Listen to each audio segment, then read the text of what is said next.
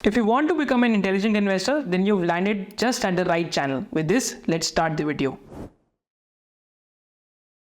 Then going forward towards the domestic agrochemical industry. तो domestic agro industry वो industry है जहाँ पे ये domestic agriculture के लिए agrochemicals use होते हैं. This is more of a distribution industry because यहाँ पे branded companies बना के बेचती हैं, but यहाँ पे margins are lower.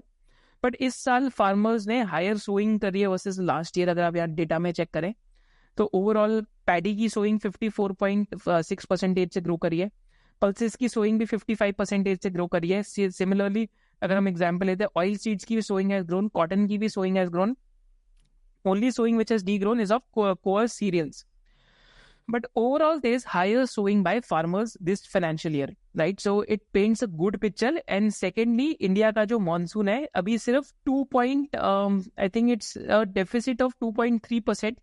But Indian monsoon is currently progressing well. So most of the states have received good monsoon rainfall.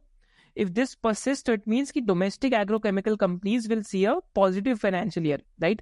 So domestic agrochemical industries में कैसी companies आती हैं? Dhanuka Agritech is an example.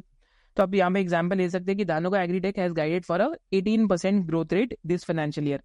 Similarly, यहाँ पे एक और company है धर्मज कॉपगार्ड के नाम से, which is also an example. They are also guiding for 11% EBITDA margins. Reason being because their new plant is going live of technical grading of active ingredients. And वहाँ पे क्योंकि प्री ओपेक्स कॉस्ट है तो वहाँ पे loss होएगा. But फिर भी जो उनका फॉर्मुलेशन बिजनेस है, डोमेस्टिक ब्रांडेड फॉर्मुलेशन बिजनेस है, वहाँ पे 25 to 30% ग्रोथ की मैनेजमेंट बात कर रही है, राइट? वेराज न्यू प्लांट के अंदर लॉसेज होंगे because of pre opex.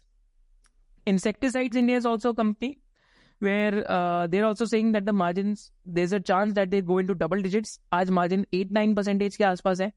So there's a chance that the margins go into double digits. Sumitomo Chemicals is also into domestic formulations. But again वहाँ पे multiple already बहुत high चल रहे हैं.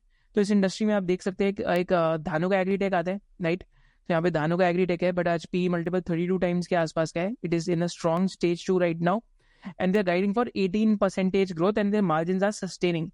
Similarly यहाँ पे धर्मज कॉपगार्ड करके एक कंपनी है जिसमें भी अभी रिसेंटली बहुत हाई वॉल्यूम बाइंग आई है and their P multiples are 23 times and they're also guiding for 25 to 30% growth in the domestic formulation business, right? तो वहाँ पे 25 से 30% ग्रोथ की बात करी गई है. That is touching almost I think 800 crore type revenue next year. तो let's see if that happens और नॉट. पर इन्होंने अभी बहुत मैसिव एक्सपेंशन भी करा है. 40 crore का fix asset base has gone to 314 crores. Similarly, insecticides India, which is also guiding for double-digit margins, which were at 7-8% in last 2 financial years, and the ROCE has been at I think a 11-year low return on capital employed अभी company का almost last 2 years में. So it remains to be seen कि whether the reversion to mean happens or not, because these companies are doing below average margins. Rallis India भी यहाँ पे आएगा, Sumitomo का भी यहाँ पे एग्जाम्पल आएगा. तो सुमितोमो में जो मार्जिन इंप्रूवमेंट है आई थिंक वो Q4 से किक इन होगी. अगर आप चेक करेंगे तो 21% EBITDA मार्जिन है, तो लास्ट फाइनेंशियल ईयर में 12% था. बिकॉज सी क्योंकि डोमेस्टिकली बेच रही है तो कंपनीज क्या करती है, चाइना से एक्टिव इंग्रेडिएंट और केमिकल्स इंपोर्ट करके उसको रीपैकेज करके फॉर्मुलेशन बना के बेच देते हैं. तो इनके लिए तो बढ़िया जब प्राइसेस घट जाते हैं, बिकॉज क्या होता है कि अभी जैसे फ्रेट कॉस्ट बढ़ गया एकदम क्योंकि रेड सी क्राइसिस हो गया, तो overall the world all over the world freight cost has started increasing. तो कुछ भी अगर केमिकल के प्राइसेस थोड़े से भी बढ़ गए तो all these companies will report inventory gains and is why sowing काफी अच्छी हुई है.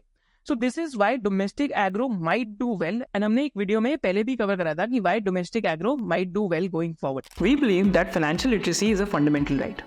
तो in this series of 7 classes for the next several years what we are doing, हम आपको बेसिक सिखा रहे हैं स्टॉक मार्केट के कि व्हाट आर स्टॉक मार्केट्स. इसके साथ साथ what we are doing is that we are teaching you the basics about fundamental analysis, and इसके साथ साथ finally what we are doing is about the basics of technical analysis.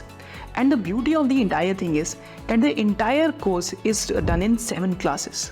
कि हमको basics of stock market, basics of fundamental analysis and basics of technical analysis, तीनों चीज़ें आपको 7 classes के अंदर समझ आ जाएंगी.